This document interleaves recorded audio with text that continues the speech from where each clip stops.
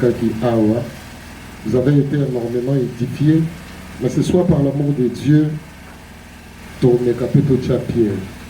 Je crois que vous allez édifier, puis vous allez délivrer. Est-ce que vous êtes d'accord, Nana? Je vais te dire beaucoup. Ok, tu as vu la Bible de Josué chapitre 9. Si vous avez noté, il serait mieux noté dans la Moko. Josué chapitre 9, verset 19 à 23, 26 à 27. Josué chapitre 9, verset 19 à 23, 26 à 27. On peut se tenir debout pour honorer la parole, s'il vous plaît. Josué chapitre 9, verset 19 à... Je lis au nom de Jésus. Et tout le livre vraiment où la lecture au malade. Et tous les chefs dirent à toute l'assemblée, nous leur avons juré par l'Éternel, les dieux d'Israël, et maintenant nous ne pouvons les toucher. Voici comment nous les traiterons. Nous leur laisserons la vie afin de ne pas attirer sur nous la colère de l'Éternel, à cause du serment que nous leur avons fait. Ils vivront, leur dirent les chefs, mais ils furent employés à couper le bois et à puiser l'eau pour toute l'assemblée, comme les chefs les leur avaient dit. Josué les fit appeler et leur parla ainsi. Pourquoi avez-vous trompé en disant nous sommes très éloignés de vous, tandis que vous habitez au milieu de nous? Maintenant vous êtes maudits, et vous ne cesserez point d'être dans la servitude, de couper les bois et de puiser l'eau pour la maison de mon Dieu. On a sauté dans 26 à 27. Josué agit à leur égard comme il avait été décidé. Josué agit à leur égard comme il avait été décidé. Il les délivra de la main des enfants d'Israël qui ne les firent pas mourir, mais il les destina dès ce jour à couper les bois et à puiser l'eau pour l'assemblée et pour l'autel de l'Éternel dans le lieu que l'Éternel choisirait. Ce qu'ils font encore aujourd'hui. Parole de l'Éternel. Le grand thème de cette activité, c'est de la malédiction à la bénédiction. Amen. Amen. Je crois, thème on dirait qu'il répondra chaque année. Donc c'est une dénomination. Amen. Les grands thèmes et activités, nous avons chaque année de la malédiction à la bénédiction. Par là, je comprends que tout le monde a une malédiction, puis une bénédiction. Amen. Et mon sous-thème, c'est briser les malédictions générationnelles. Briser les malédictions générationnelles. Amen. En fait, c'est quoi la malédiction? En fait, la malédiction est une parole méchante, la malédiction est une parole mauvaise et méchante prononcée sur une personne ou sur une famille et sur une chose pour la condamner à la destruction et au malheur. Je réponds. La malédiction est une parole mauvaise et méchante prononcée sur une personne, sur une famille ou sur une chose pour la condamner à la destruction et au malheur. Amen. En fait, la malédiction c'est un souvenir.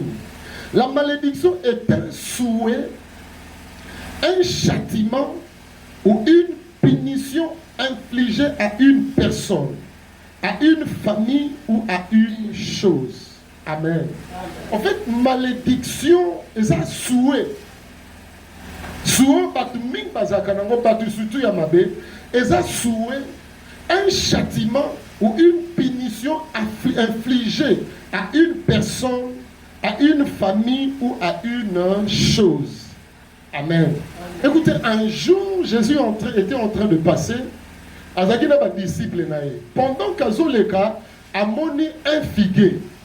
Comment na Yesu amoni figuier?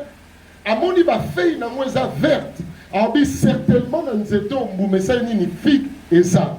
Lorsque Jésus est arrivé, il a constaté que dans nzete on a figue et ça. La Bible dit que Jésus maudit le figuier. Abi que personne ne mangera de ton fruit. Et quelques jours après, lorsque ma disciple na Yesu bazozonga, comment on a figuier salinini et kauki. Amen. Figuier n'est pas une personne. Figuier n'est pas une famille. Mais figuier c'est une chose. Amen. C'est un arbre. La malédiction est on peut maudire une personne. On peut maudire une famille. Et on peut maudire une chose. Alléluia. Il y a des maisons qui sont maudites. Il y a des véhicules qui sont maudits. Il y a des finances qui sont maudites. Alléluia. Amen. Écoutez, Noé, lorsque Noé, la Bible déclare, lorsque Noé a commencé à cultiver la terre, à sali vin, à l'on qui vin, à sali alcool, à sali vin, à mêler vin salinini et languissiller. Alléluia. C'est pas mal. Dans l'introduction dans la vie. Noé a mêlé masanga sanini et pessi et kwiti. La Bible déclare Noé n'a se à kwiti Noé lali et milamba ou alata qui fungwami. Il est resté nu. Son fils Cham a été moni Noé. On l'a couvrir nudité à Noé. La Bible nous montre que Noé a kekoyebi sabane konae. On l'a Noé a couvrir nudité, pardon. Cham a couvrir nudité à Noé. Cham a kekobete la bande konae. Lorsque Noé drine, kwiti, il y a 20 et sili, Noé a kozonga na conscience. Et bien, il faut apprendre qu'Azalaki nu, Azalaki découvert. La Bible déclare, au lieu que Noé puisse maudire son fils Cham, la Bible nous dit, Noé maudit Cana. Amen. Amen. Amen. Amen.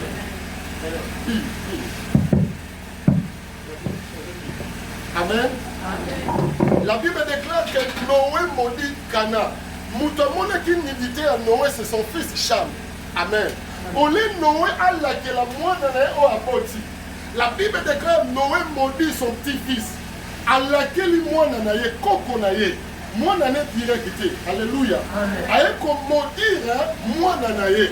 Aye ko maudire moine naye koko naye. Abi yo koza l'esclave. L'esclave ya l'esclave ya bande kona. Il a maudit. Alléluia. C'est ça la malédiction. En fait, la malédiction, ce sont des paroles mauvaises. Ce sont des paroles méchantes. On va prononcer l'icolo et la vie pour même la destruction. Amen, Église. En fait, la malédiction est aussi un pouvoir.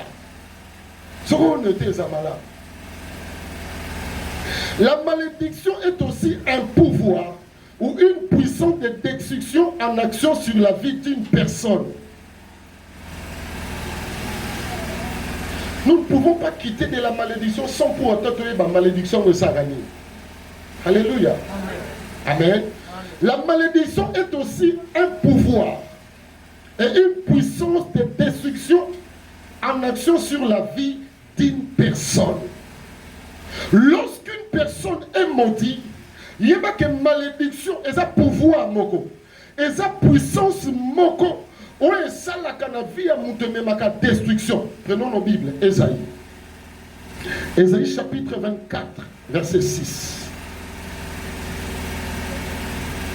Ésaïe chapitre 24 verset 6. La Bible déclare: c'est pourquoi la malédiction dévore le pays et ses habitants portent la peine de leurs crimes. Amen. La Bible nous dit ici quoi? C'est pourquoi la malédiction dévore. Lorsqu'une personne est maudite, lorsqu'une personne vit sous la malédiction, sache-le que la malédiction est dévoraka. Malédiction est détruisaka. Lorsqu'une famille est maudite, vous devez savoir que destruction, quand ta famille a malonga et qu'on s'alate. Lorsque lorsqu'une famille est maudite, sache-le que fille à Batutu Kozalanini dévorée. Il y a une prière dans la pourquoi les malédictions il faut tika yo. Oh non, amen ayote. Dans la malédiction il faut tika libota na yo. Si tu sors d'une famille où il y a la malédiction, si tu sors d'une famille où il y a des malédictions générationnelles, ma prière ce soir, Nzamba longola yango, lokola yo koti na kaya Nzambe. Tu es dans le camp des vainqueurs, tu es dans le camp de Christ. Christ a vaincu à la croix. N'a décrété peut n'a déclaré malédiction il faut tika yo. Au pesina amen a bien olongwa na makila ne zamodi. Oh my God, Nzamba pambola yo. Amen église. Yoka. Toute parole. Amen.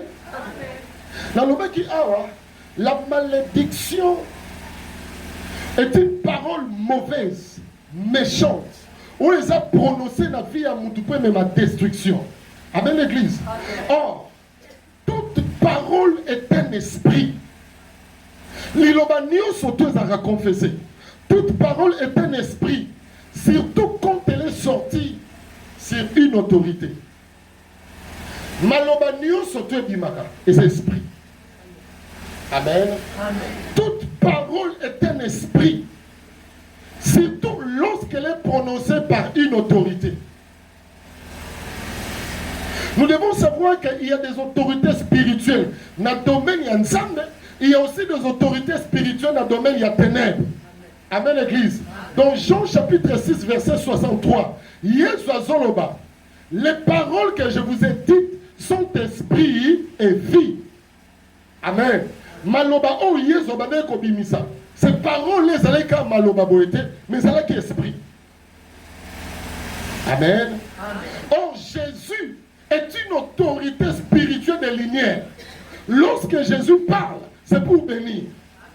Mais lorsque tu es dans ma famille qui ndokeza bandangeza misala ya mabeza, tangu bango bazolo babaza ba autorité spirituelle ya monde, il y a ténèbres. Derrière leur parole, il y a un esprit.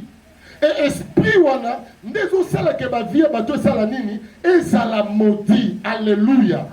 Amen église. On peut dire amen ben nzamba pambola yo.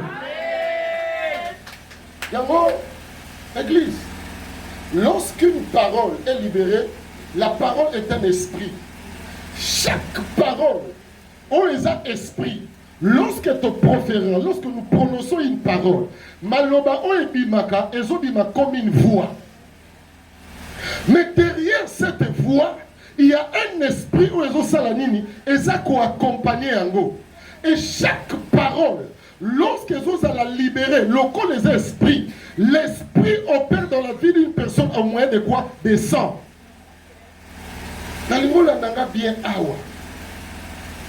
Lorsque vous laquez la yo, ce qui va laquer le temps, on a bénédiction. Lorsqu'on te bénit, cette bénédiction, cette parole, et bimi le col à maloba bénédiction, aux autres son n'a pas bolio, kende liboso, aux autres son. Mais derrière cette parole qui est sortie, il y a un esprit. Cet esprit-là n'est qu'au kanafi à Batu. C'est comme Moutou Oyaza Modi.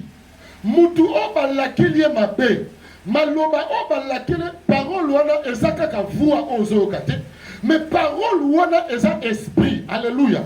Cet esprit-là, le kola esprit et ça la kanakati ya makila. Cette mauvaise parole. Alléluia. Cette parole est bannie qu'au tambola na kata nini yamakila. Oh, lorsque cette parole marche dans ton sang, ce qui est boti moana wana nganazaki na ete. Tango balakela ki omabe. Tango ibaki biloko batu. Tango salaki mutu mabe. Tango loko moko balakela ko ya salaki te. Alléluia. Mais cette parole, le fait que cette parole est un esprit, cette parole va entrer en toi. Tango malobana et kotikati na yo et kozana kata misunité. Mais cette parole va ertambola wapi na kati ya makila. Tango ezo tambola na kati ya makila. Papa na maman babalani baboti mwana, ata babalani te. Mais le fait que tango baboti mwana, cet enfant porte le sang de qui? De leurs parents. Makilo azomema, ce sont les sons maudits. Makila on eza na parole, eza na esprit ya malédiction na kati na ye. Moi nazo bota mambala mona nini na malédiction. Voilà pourquoi tozo mona ba fille ya batozo za la maudit. Ozo tala me mono asala mabe morote. Asala lisumu morote. Aibate. Tam soit longola zemite. Tam soit boma batute. Mais comment est-ce que sa vie ezo za la boyaya? Ce qui vit ezo za parce qu'il y a une parole. Oye loba maka na famille ya botata to na bo famille ya bo mama. Maloba wana oye bima ekota na kata makila ya famille wana. Oh tangu ya zo botama. Le fait que azo porter makila na ye morote. Azo porter makila oye zo uta na génération mususu. Voilà pourquoi la malédiction ezo koma générationnelle. Amen l'église. Voilà pourquoi makila ko malédiction koma nini générationnelle. Amen.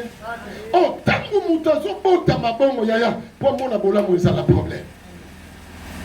Au moins mutumusa azo prier, azo bonde là. Mais au télévi naïe, tu vois que celle-ci elle gêne. C'est ton prix beaucoup. Mais il n'y a rien d'évolution. Il n'y a rien qui progresse. Ça fait azo tourner en rond. Pourquoi? Parce que na katine azana makilo ezanini, ou eza maudit. Il y a très important dans la vie pour avoir place au Mouta. Amen l'église. D'ailleurs, il est très très important de connaître ton origine. Il y a pas place au Mouta, au Mouta wapi. Famille na oneza famille, il y a ndenge nini. Abat, pardon, Sophonie à Zoba, chapitre 2, verset 1er, la Bible dit rentrez en vous-même et examinez-vous. On doit retourner dans nos familles. Israël a botami. Tamsu na boma mutute. Amen. Tamsu na sala baku ya gravité. Na koyi ko sala erreur batu nyonso tu ba salaka. Mais ce qui fait nanga nazo sala bo. Liba les athées, Moussa les athées, Mongo les athées. Rien n'évolue. Yo mongo soko tali. On comprend que famille est na makambo. Famille est na ba réalité. On mitali yo moko bika ngayo na problème te. Mais makilo yo sana mwe uta wapi. Malobani baloba na famille wana.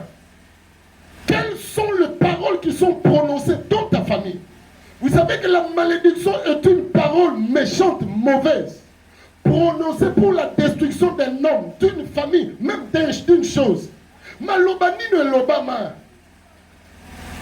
Oui, hein? Dans le domaine, il y a délivrance. On va dire sur le col de mon concept mobile si il y a aucun lola. Mais pour vivre une qualité de vie sur cette terre, tu dois être libre. Amen. Amen. Ce qu'on dit, on maintenant lola. On connaît paradis. Mais vivre heureuse sur cette terre, vivre une qualité de vie, et on brisé. Il y a de la malédiction à la bénédiction. Ma prière ce soir, surtout, malédiction surtout, c'est la makila nous okouya. On peut se amen à makila on ekouya. Amen église. Malédiction surtout ça prononcé. Na makila na il faut salanini ekouya. Toujours la Bible la biso. Et là on a plus comme un enseignant. Exode. Non, Deutéronome chapitre 23. Exode, non, pas raté. Deutéronome chapitre 23.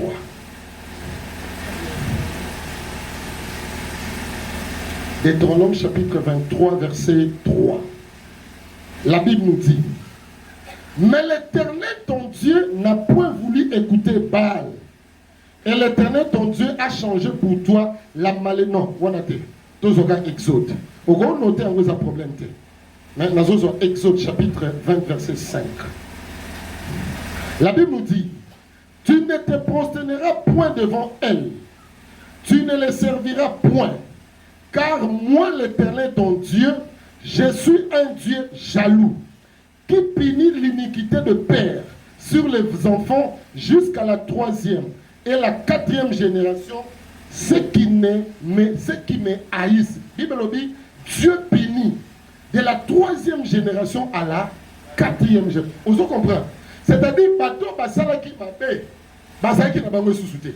Génération où elle a mis bango, ne va subir nini conséquences. Pourquoi parce que baza sous la malédiction. Malédiction non pas parce que eux ta troisième, quatrième génération basala non, c'est parce qu'il y a une génération précédente. Oh basala qui m'a bien. Le fait que leurs fils, leurs enfants baso porter makila ba koko na bango ton fils malédiction et zo landa bango tina troisième, tina quatrième génération. Moi je sors d'une famille où toute génération est qui maudite. Amen. On sentit pendant qu'on bimine la famille que sa famille aux yeux bas sens na yangote. Amen. Vous savez, il y a des gens pareils. Au dans les familles, yo mo pendant aux yeux mituna. Comment nous sommes ça que rabot ça na famille. Est-ce que nous sommes dépendants? Aïe ba rater des familles ezabo. Il y a des familles pareilles. Pourquoi? Parce qu'il y a des malédictions où ils sont transgénérationnelles. Malédictions, ils ont été makila, ils ont quitté et quitté dans Batumususu. Alléluia, église. Amen, église. Amen. Voilà pourquoi on aime ça. La malédiction est une réalité spirituelle. La malédiction est une réalité spirituelle. Et cette réalité est résolue, n'a tenté. La malédiction est une réalité spirituelle dont cette réalité ou ces réalités ne se résout jamais par rapport au temps. Autrement dit, le temps ne peut pas résoudre ou le temps ne peut pas donner la solution à la malédiction ou le temps ne peut pas mettre fin à la malédiction. Expliquez-moi. Ceux qui passent malédiction ou meli, c'est que malédiction comme il coco et sanine et rolemba. Oh, le problème à famille n'a biso et meli et ça les 4 siècles. Le temps ne résout jamais. Le temps ne peut pas jamais enlever la malédiction. La malédiction est résolue par des stratégies, par des armes spirituelles. À partir de la stratégie, de la prière, de l'arme spirituelle, n'est que ça que on a malédiction. Ce qui est problème est où dans la famille, et ça c'est le cas yo botama. Quand on a bien vivagango, quand on a bien vivagango, c'est que le cas yo botama c'est non, non. À ça 10 siècles. On dit le problème on doit vivre dans le lelo. Et ben ni na bisote. Et ben ni tam suna ba parents na bisote. Et ben ni tam suna ba koko na bisote. Et ben ni na ba arrière grands-parents. Et ça lit de 50 à même un siècle. Pire wana. Et quand ça atteint le col, les women, c'est que malédiction le col. Non. Oh, la malédiction ou les réalités de la malédiction peut être résolue par des stratégies spirituelles, par des prières, par des armes spirituelles. Tu veux vaincre la malédiction, tu veux quitter la malédiction, Yaya, tu dois prier. Tu veux vaincre, tu veux être délivré de la malédiction, lève-toi dans la prière. Et toutes sortes de prières, Yaya. Na tomé la malédiction, on sait que yo bonne là. On sala makamo batumsu basalaka ordinairement. On comprend que par rapport à Kanane c'est Oumeli. Lorsqu'on les Oumeli font la scène na bonne là. S'il s'agit de faire des sacrifices à prière dans Rosala, s'il s'agit d'offrir des offrandes dans Rosala, s'il s'agit de bâtir des hôtels, na Rosala en fait que na sanini na le mona malédiction. On peut s'y amener à bien Zamba Pambola yo. On peut s'y amener à bien Zamba Pambola yo. Il y a une prière dans la poko lelo, malédiction famille ne tika yo. Ce qu'on a dans la famille, malédiction tambola na makila. Il y a poko lelo prière dans la malédiction de salanini et tika vina yo. Malédiction est tellement et où t'es pas koko et où t'es pas parents et où t'es famille bon tata bon maman. Lelo zolo mona kombo na Yesu. De la même manière que la tébiso, de la malédiction la bénédiction. Nzamba longolo la malédiction, à côté de la bénédiction. De la même manière que la malédiction c'est des paroles mauvaises, méchantes. On va se prononcer sur vie en pour tout. Bénédiction, présent maloba, yamalam. Amen, église. La bénédiction, ce sont des paroles, des bonnes paroles. On va se le balikolo na yo. Amen. Prière là. Toute malédiction, où les générationnels, la famille ne fait à la briser. Au moins, il y a 15 jours au côté. Et ils ont à la briser dans le Congo. Peu importe durée, Kombo Yesu eza likolo ya ba durée nyonso. Kombo Yesu eza likolo ya puissance, mais eza likolo ya pouvoir nyonso.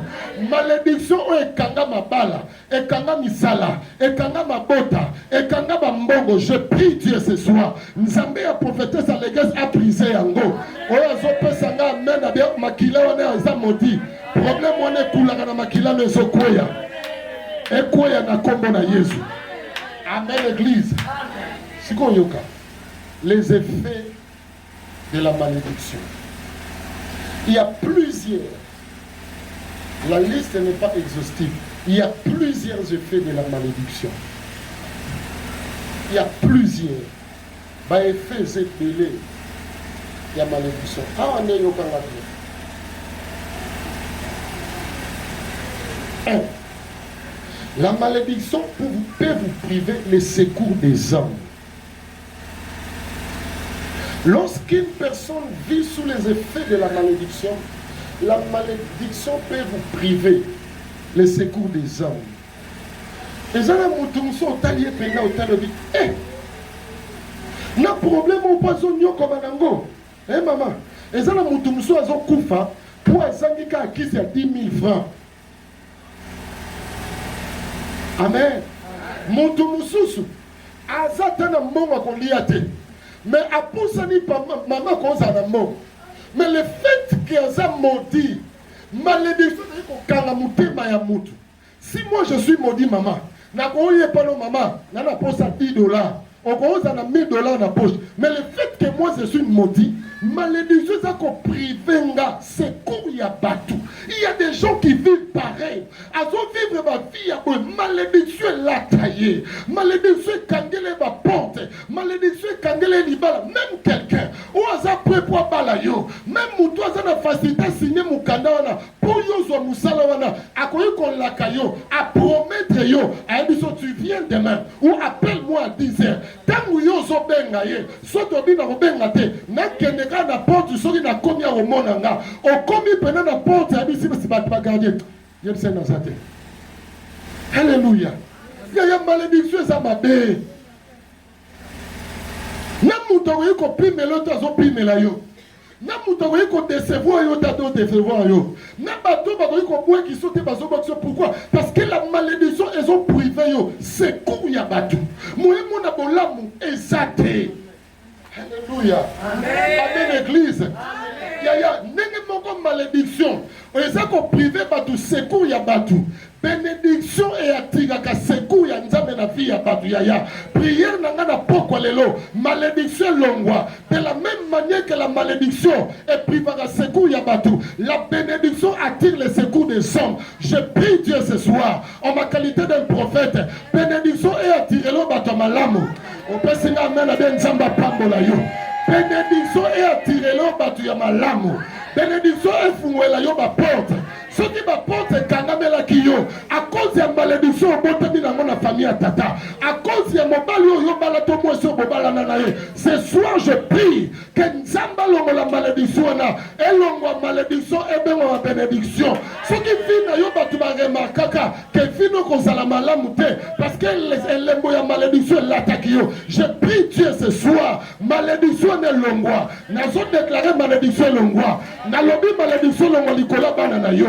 Elongo Nicolas mobali na yo, elongo Nicolas bakoko na yo. Soko za d'accord nazo déclarer l'olé à la mobiliser. Que la malédiction te quitte et la malédiction est changée en bénédiction. De la même manière que la malédiction te prive les secours, la bénédiction attire les secours dans ta vie. Au Pessinga amène à bien Zamba Pambola yo. Au Pessinga amène à bien Zamba Pambola yo. La malédiction est bien à la rabattu, mais la bénédiction attire la faveur. Amen l'église. Lorsqu'une personne est bénie, la Bible déclare, on est sûr qu'une bénédiction continue à vie. La Bible déclare, lorsque l'Éternel approuve les voix des noms, il dispose favorablement à son égard, même ses éléments. Je prie Dieu ce soir. Fais-nous sortir la malédiction Tikayo. Nzambe a approuvé chemin na yo. Na bato ba laquelle on va changer maloba. Na 15 jours on va changer maloba. Au Pessinga amen avec Nzamba lola. Apambola yo. Nazo kamen na yo te. Dans une Bible. Amen. Deutéronome, Nzamba Pambola yo. Quand on a fait offrande, malédiction brisée, éthique. Des malédictions générationnelles éthiques à vie. Deutéronome 28. Dans un an, musique, mon coup, et puis nous allons prier. Deutéronome 28, verset 31. Yo comme on Bible lobby. La Bible nous dit, ton père, dans la makambo et ça, les maranamoto, aza maudit. La Bible nous dit, ton bœuf sera égorgé sous tes yeux. Et tu n'en mangeras pas. Ton âne sera enlevé devant toi. Et on ne te les rendra pas. Tes brebis seront données à tes ennemis. Et il n'y aura personne pour venir à ton secours. Vous avez une malédiction et ça là. Donc, malédiction, par exemple, on a une opportunité na yo. Par exemple, on a une chance na yo. On comprend? On s'entend pendant oyo, et ça qui n'a pas yanga. Comme on musala oyo, et ça qui yanga. Business on, makamo, n'a même na planifié. On se m'a planifié makamo nyonso maman. Asali nyonso. Na suka basani ni balongo lié. Comment pas frère mon frère wana il y a moyen de passer dans ça abuda kabasa dans ça fort c'était un maman un jour sa grande sœur maman c'est un prophète tu peux venir chez nous à la maison mon frère azala makambo azo sala ça va nous rapporter beaucoup d'argent mais papa n'a dit famille n'a dit son meneza famille yo ceux qui t'ont dit que tu as boye simba te yaka sola na frère là c'est on a gaou moi muke makasi maman na komi na mama mobutu na koti nga mama mobutu za rapi na milé na koti frère moi na mutu ka bien na koti passer là donc na koti ba yamika na salon bonjour na koti maman elle dit ça bino mutu na yeli ça geye. Tandis qu'à l'autre temps, on a eu collé à Kalmati. Merci. Qu'est-ce que c'est là? Vous tombez au Bissaïe. Oh, comme ça. Donc, priez-moi, on a minimisé. Mais le roi Magamoto, c'est un dimanche. On a le côté, on a le côté de l'autre. Donc, on sentit que nous avons à minimiser. Vous entendez? Azo ibisa na lito ozo mona teke ndia azo ya. Vous pepe ko me maître. Donc ozo mona pele kazana spare batana nzala. Azo sola na ya. So azo sola na la Kiswahili. Ayebita na Kiswahili ezanne mona lingala ezanne mona ki Congo ezanne monoko ya facile. Ngala zoka makamnyo surtout bolo. Na pena na bekini. Nasuka, il a dit mon frère, aux choses là, moi je ne crois pas ça. Ma camarade dans le salaire, nous avons un investisseur, il y a tout ce salaire, ma camarade, surtout sur la chambre de commerce, sur une appel, sur l'explication. Tout est dans les bons. Donc, attends, tu connais la bisoté. Il dit que ma camarade est signé. C'est bon, papa, il n'y a pas de souci. Il y a même tout le monde est signé. Mais il y a le problème spirituel. Et ils ont qu'à résoudre spirituellement. Mais peut-être qu'ils ont minimisé pour la taille là. Nous avons qu'un ange qui est dans un costaud. Amen. C'est bon direct. Je suis petit dans mon corps, mais la carte est grand. Mais nous avons sur la race. C'est un signe. Le coup nous avons pas là. La bima na na kenda. Na zone. Kozonga na zone après quelques temps. On va téléphoner Benga. La dame m'a appelé. Viens, Yaka. Mais Yaka. Son défa transport, défa. On a dit, son a dit, la défa transport, c'est des vies. Et ça. On a dit, défa le mot à transport, maman.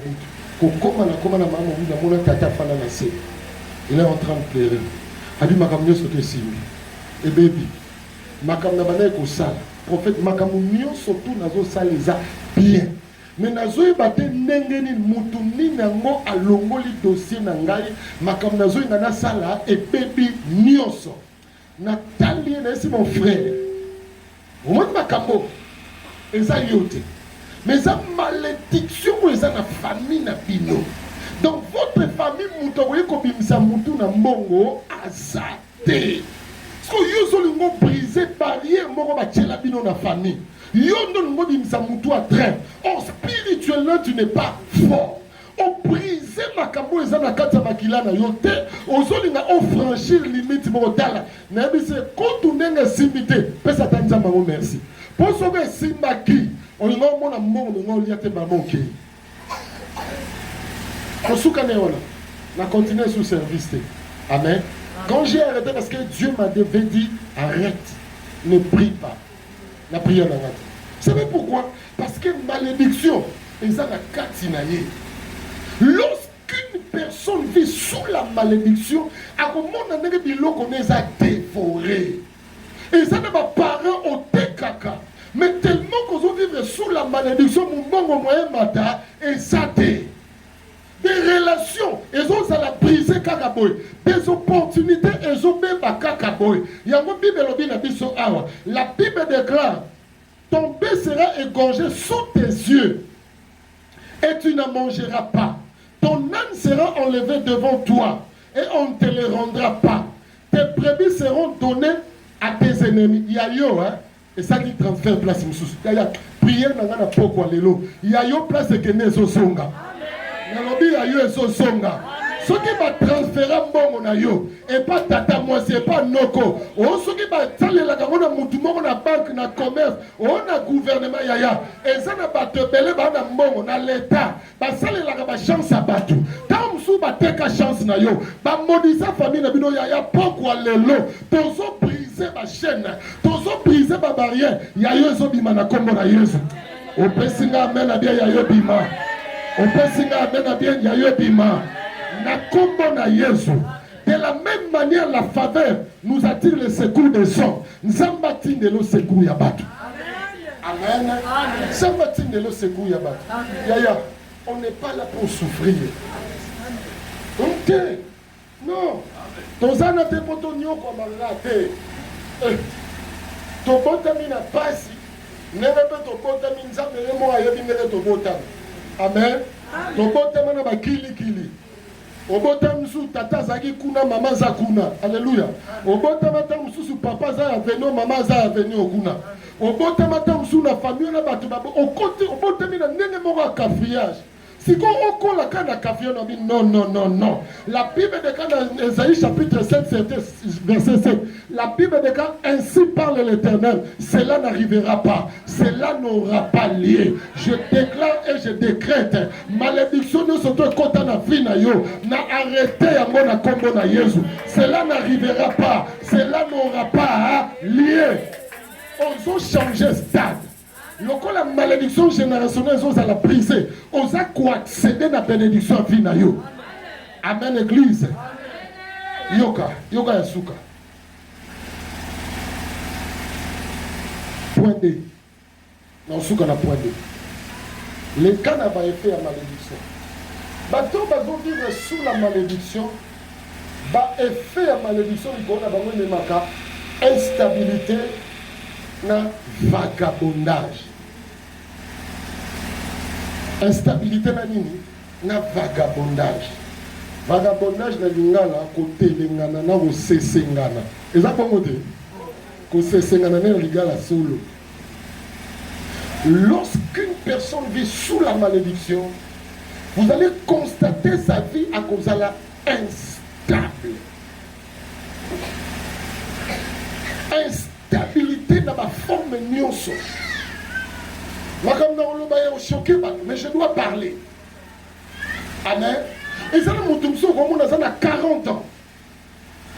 Et ça, toujours chez les parents. Il y a une malédiction. Et ça, normal, hein? Tout le monde a une famille, il y a une villa, il y a 17 chambres. Papa dit non, mon fils, non, pas toi là-bas. Fanda Nassala. Mais là-bas, âge moko. On s'accroche chez les parents. C'est une malédiction. Amen. Quand on a Si vous avez c'est la bâtela na bana. Yaya. Dans la vie, tu dois te révolter. Alléluia. Amen. Il faut tomber na kati na yo. Nous devons vivre sous la malédiction. Finaye est instable. On commence à la relation les loyers. On y a accueilli Moussou soyez. Moussou soyez kakabongo. On commence à instabilité. Et on commence à même dans le domaine financier. Les lots mati, lobo koué. Les lots mati, lobo koué. Finayo, on continue à ndako babenganyo. Oye a babenganyo. Place nyo soto ke na resimba nate. So on continue à ndako batbaye, on y a ko panza. Présence et panza rabaya. Lorsqu'une personne vit sous la malédiction, même sa présence est gros panza ba vie à batou. Soka ye bat baby ke yete. Ye soka ye bat basona kaka. Ye soka ye bat bakabona. Donc mitema bat yo sani ezo linga yo te. Tozi ba Bible. Genèse 4 10. Genèse chapitre 4 10 à 13.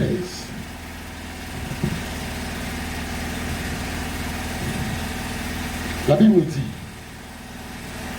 et Dieu dit, qu'as-tu fait? La voix du sang de ton frère crie de la terre jusqu'à moi.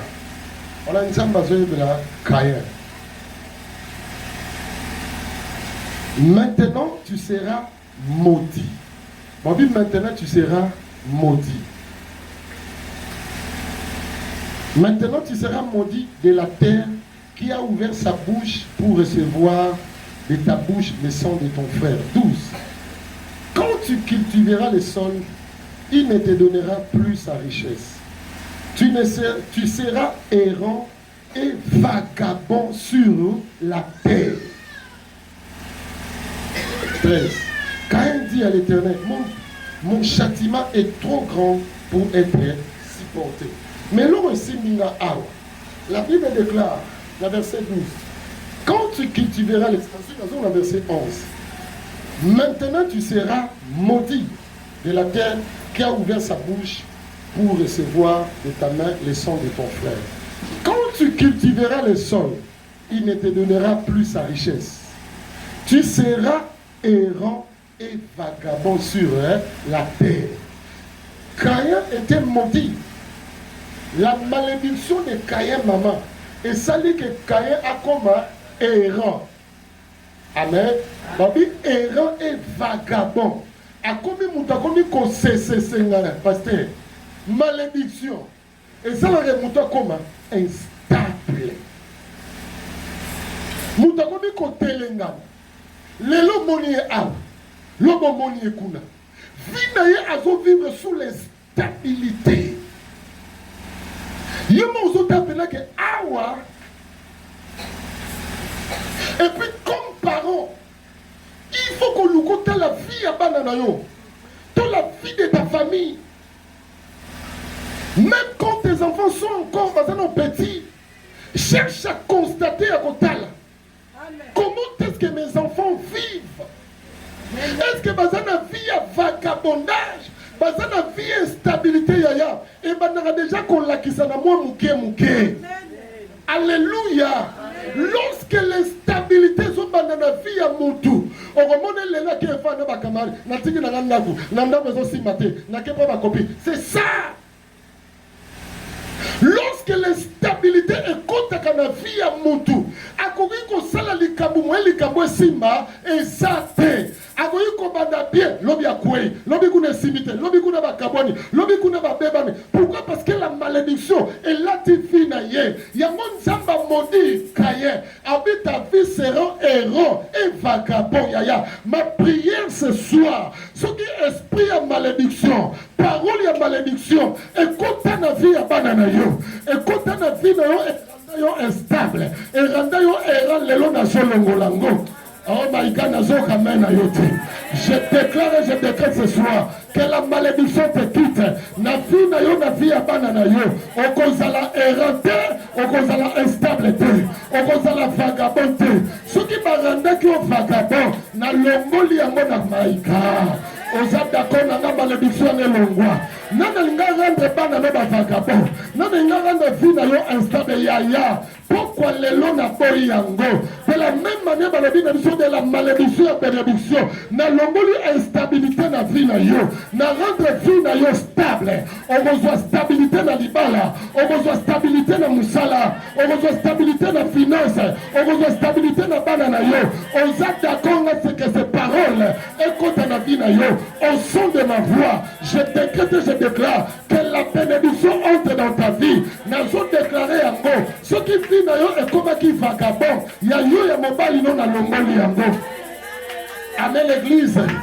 Etika vie na yo na kombo na Yesu. Ya ezotika bino au nom de Jésus. Dans la vie à moi. Vous avez dit que période mon gars zaki souka na vagabond. Et vagabond et maman. Hein?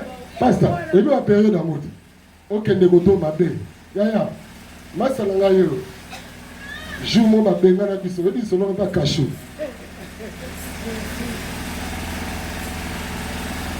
Tata, maman, ba benga na biso na 12 heures, na 8 heures. Tala basai na nzambe. On mona so basai na nzambe to lati bien to utambo. To fa ne pa ne mo mo aza paye. Aza camarade na biso. Na banda. So ya pe bata 12 heures. Ta basai na nzambe. Siko na moi salon na mukie, so tali moi salon to te bagara biso nyoso to wana. So ito bimi to ke ba servi to la lika wana. Jour où mon amaya la mouké, afin d'ici biso. A dit d'ailleurs, Ofa, apôtre, Léni, il dit qu'il faut vous libérer. Hein? Ozoka, il faut vous s'animer, vous libérer. Pas fait ça dans ta préavis. Préavis, ça.